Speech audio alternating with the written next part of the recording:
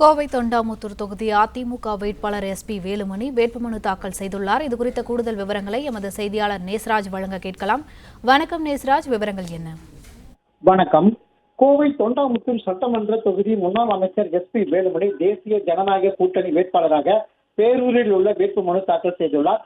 இந்த நிகழ்ச்சியில் முன்னாள் மாநில தலைவர் பிஜேபி அண்ணாமலையும் கலந்து கொண்டுள்ளார். இதில் அண்ணாமலை பேசும் பொழுது மிகப்பெரிய வாக்கு வித்தியாசத்தில் தொண்டர்கள் கூறுவது போல 1,00,000 வாக்கு வித்தியாசத்தில் எஸ்பி வேலுமணி அவர்கள் வெற்றி பெறுவார்கள் எனவும், மீண்டும் எடப்பாடியார் பழனிசாமி முதலமைச்சராக பொறுப்பேற்ற பிறகு எஸ்பி வேலுமணி உயரிய பொறுப்பில் அமர்த்தப்பட்ட பிறகு கோவையில் பல்வேறு திட்டங்களை கொண்டு வருவார் எனவும், கோவையில் வெற்றியை வேலுமணி அண்ணன் மட்டும்தான் உறுதி செய்ய முடியும் என தெரிவித்த அவர், எடப்பாடியார் முதலமைச்சராக வந்த பிறகு மத்திய அரசிடம் பெற்று மெட்ரோ ரயில் திட்டத்தை கோவையில் செயல்படுத்திய தீர்வோம் என உறுதியளித்தார். பாஜக சார்பில் நாங்கள் உறுதியாக சொல்கிறோம், வரும் 9ஆம் தேதி முதல் பிரச்சாரத்தை துவங்க உள்ளோம். இந்த முறை வேட்பாளராக இல்லாததால் எனக்கு நேரம் உள்ளது. தமிழ்நாட்டில் எங்கெல்லாம் தேவையோ அங்கெல்லாம் பிரச்சாரம் செய்ய உள்ளேன் என அண்ணாமலை தெரிவித்துள்ளார்.